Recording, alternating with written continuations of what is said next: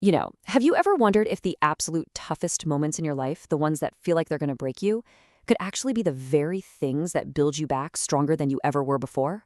Well, today we're diving into that exact idea. We're talking about the remarkable psychology of how profound adversity can sometimes lead to profound positive change. All right, so let's really dig into this with a central question.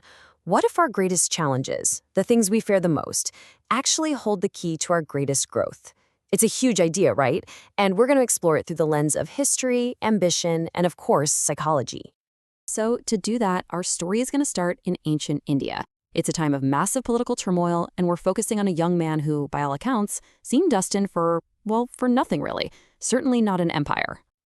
Meet Chandragupta Maurya. The sources tell us he was born into a humble background, smack in the middle of this intense political chaos. And his early life wasn't just tough, it was downright dangerous.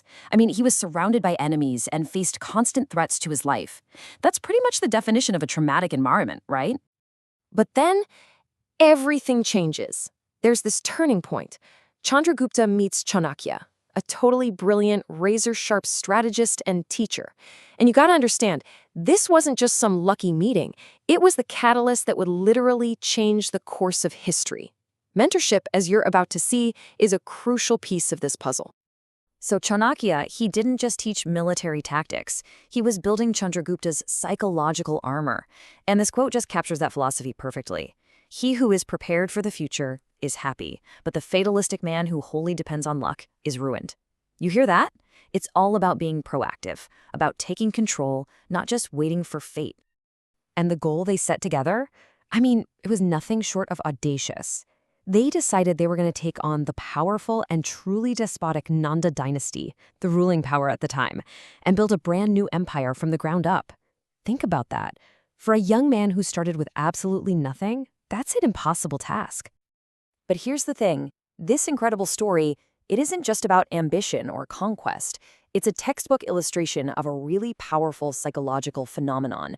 So what is actually going on inside the human mind when someone manages to turn trauma into triumph?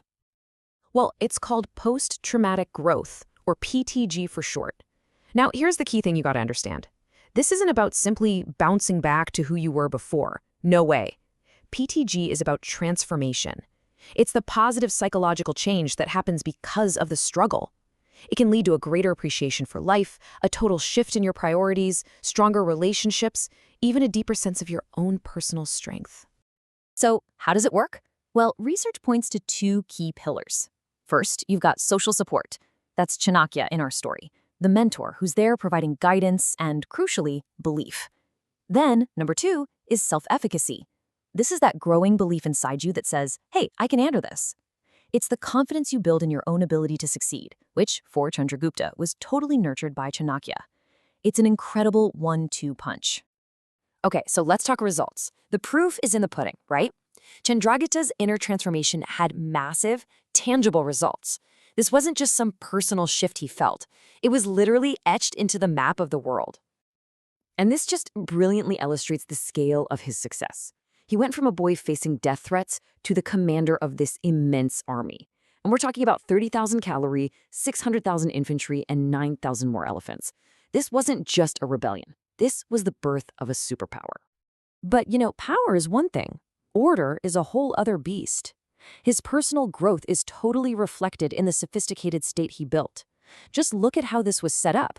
A decentralized system with super clear roles at the central, provincial, and local levels. This is the mind of a strategic, organized leader at work, not just some conqueror. And it didn't stop there. This incredible thinking went all the way down to the city level. I mean, they had committees for everything from trade and manufacturing to registering births and deaths. This isn't just bureaucracy. This is the mind of someone who learned how to create order out of chaos, a skill forged in the fire of his own traumatic youth. And here's where it gets really fascinating. This pattern, this idea of growth from adversity, it isn't unique to Chandragupta. Not at all. We see it echoing throughout history, all across different cultures and eras. Let's take another famous example.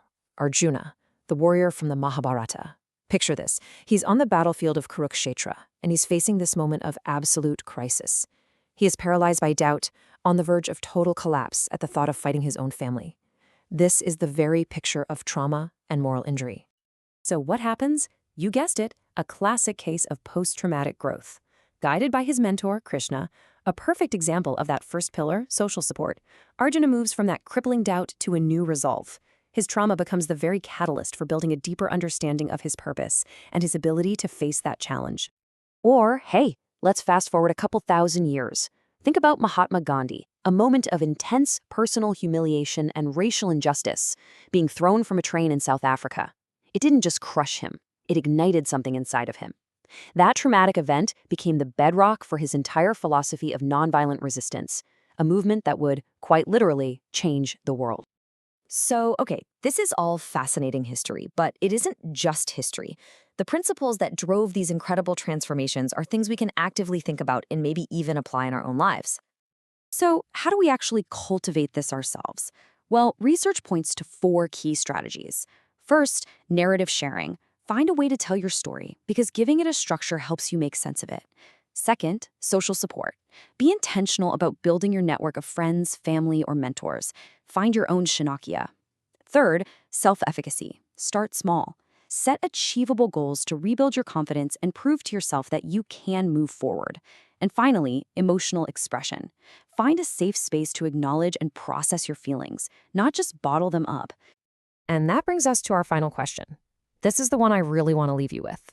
Looking at your own life right now, what adversity, what challenge, what setback are you facing that, with the right mindset and the right support, could become the foundation for your own post-traumatic growth?